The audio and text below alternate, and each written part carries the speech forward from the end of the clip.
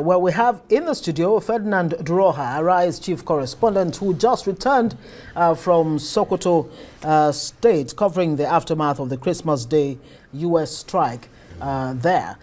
Ferdinand Duroha, good to have you back. Thank you so much. In one so piece. Yeah, one piece. Yes. I like the way you say it. We are grateful because really, I mean, when you consider the backstory, it's not as easy as it seems. You didn't get a flight coming back from Sokoto. You had to. It's not easy, and that's because, well, you know, everything. Yeah. It's the season, the Christmas season. President Trump decided to give a Christmas gift. True. And you know, there were lots of talks if the Christmas gifts did get to those whom we were supposed to who should be getting the gifts, and you know, those were the backstories. But at the end of it, well, I just think that it's very necessary for us to take a look at the scenarios, and then if there are lessons to be learned, definitely, yes. I do think there's a whole lot of lessons for us. We will definitely come to that. Nigerians have been asking one question, one very fundamental question, as to whether this strike really succeeded. Did it achieve the objective? Because on the one hand, people are saying, where are the bodies? The bodies of the terrorists who were taken out. And on the other hand, some are saying, look, it's not necessary to show you, any well, permit me to say that, right. How do you gauge or weigh the success or otherwise of this strike? Well, I've been embedded in military operations for the last 8 years, and I must say that such coverages, well, it's not new to hear people come out with some of these questions, and that's because you take a look at the state in which we are right now. Well, there are a whole lot of doubts, there are a whole lot of confusion, and so people just want to be psychologically safe. Right. And that's exactly the reason. Yes, that's exactly the reason why you begin to hear some of these questions. And then also, permit me to say this, well, because of the way we've actually carried branded figures, sometimes you hear 1,000 people killed, 50 people killed, 600 people killed, and yet we still see these terrorists carry out these activities. And looking stronger. That's exactly the reason why people are asking these questions. Yeah. So I don't blame them, but then also, well, perhaps I'm going to say that later on. Well, let's start first of all by asking, did this actually achieve its objective? Yes. Well, for me, I will say, yes, it did. However, there's something that we must all learn. We must all learn that, well, when you talk about warfare, you can't separate propaganda from it. Absolutely. And so when you take a look at some of the, words that have been, that, take, for example, President Donald Trump used, we're talking about words like powerful, words like deadly or, obliterating. Well, perhaps if you use those words to indeed weigh whatever you are taking a look at that happened in Tangasa or whatever, well, definitely, you wouldn't really find that. And so to a large extent, I will say, yes, terrorists were killed because I spoke with people who saw bodies. Right.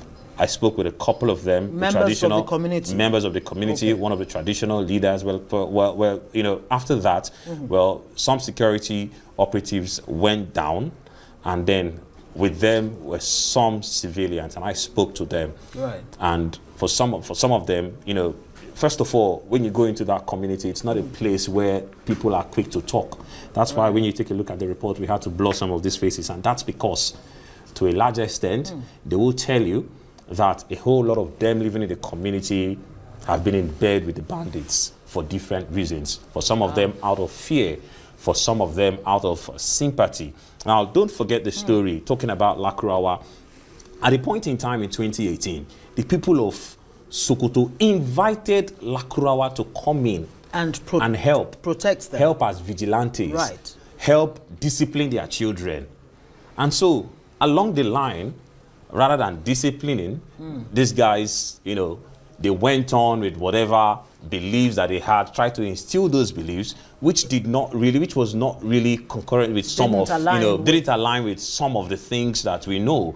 Right. And from there, they got powers, and from there, they went on and on and on, and then the people became like slaves, and it got so bad, it got so bad that, you have a chicken in your house, they come in, they pick up the chicken.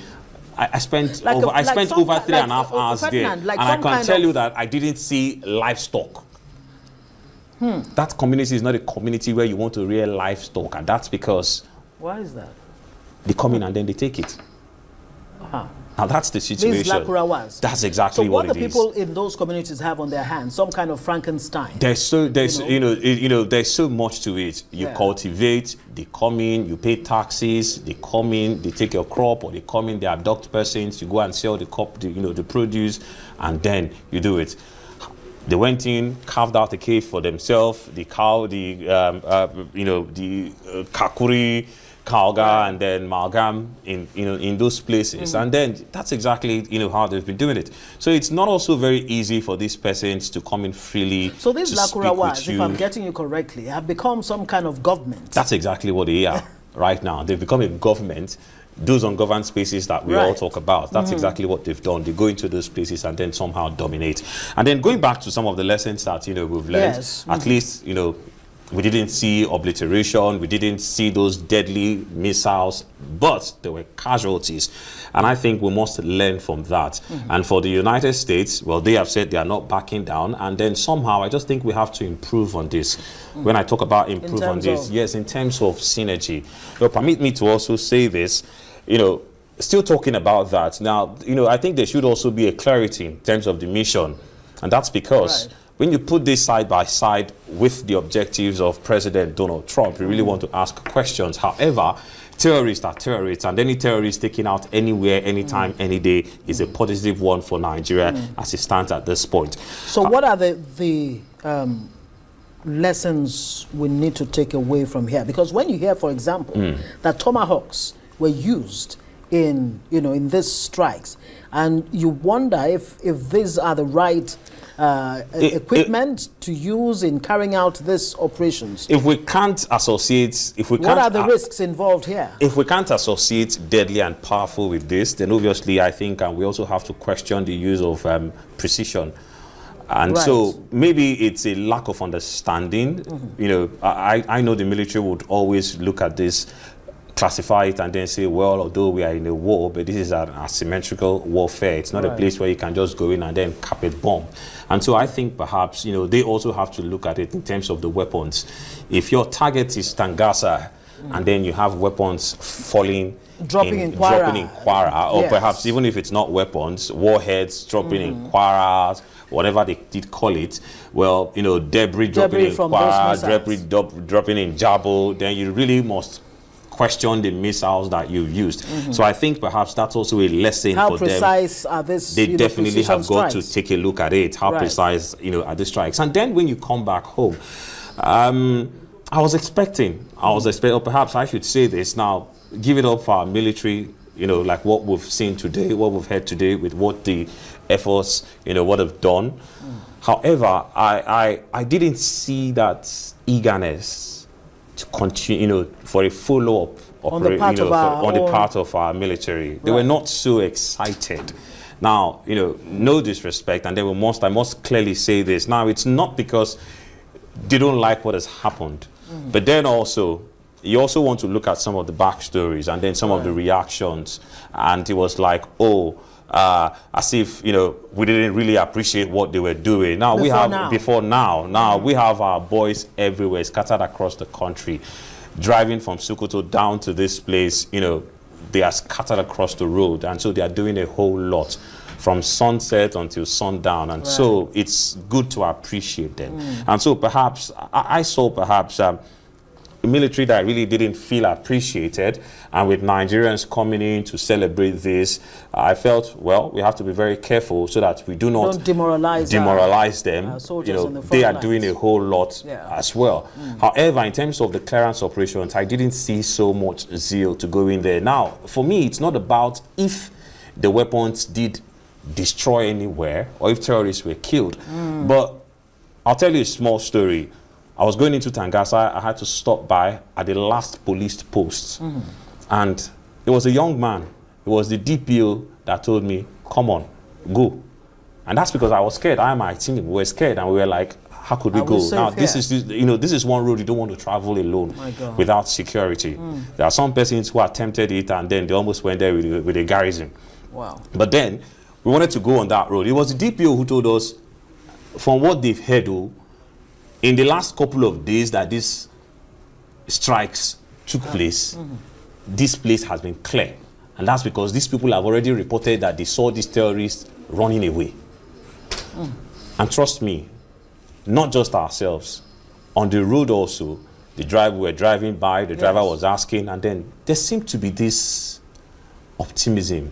There seemed to be this excitement. In the community. This safety of, these people are no longer here. This place is now safe. But unfortunately, I think we need to cash in on that, right? I think we need to cash in on it. But then again, we heard barely 24 hours after this strike happened. You know, there were reports from Benue, traditional, leaders in Benue State saying they've noticed some, unusual movements of strange, it's possible. People. Of course, there was a strike in Kebbi State where it's possible. It's possible. It's possible. Yeah.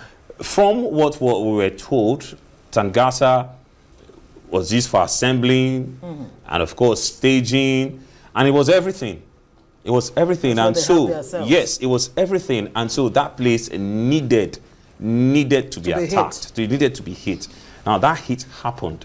We are very sure there are casualties.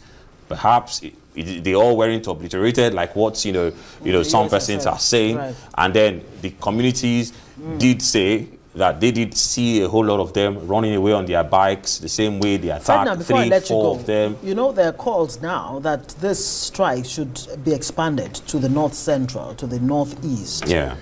As a reporter on ground, is that something that we should be buying into? Very quickly. Are there risks involved? I think. What are the implications? I think we don't need the Americans to do that, and the Air Force didn't need the Americans to do that before they did it today. We must continue. We must indeed use intelligence, critical intelligence, to take a look at places like Tangasa, places where these persons, have cells, places where they've come. There are places where they've come together, and then where people know that yes, these are terrorist enclaves. We should attack those places, and then also we should try very, very hard to ensure that when we attack, the attack is precise, and then also morale is also needed. It has to be high enough to encourage soldiers on the front line. Ferdinand Droha, you've also been on the front line. Thank you very much for what you do, and thank you for coming back safe and sound to us. Ferdinand Droha, Rice Chief of Correspondence, just back from Sokoto State in the wake of the Christmas Day bombings by the United States.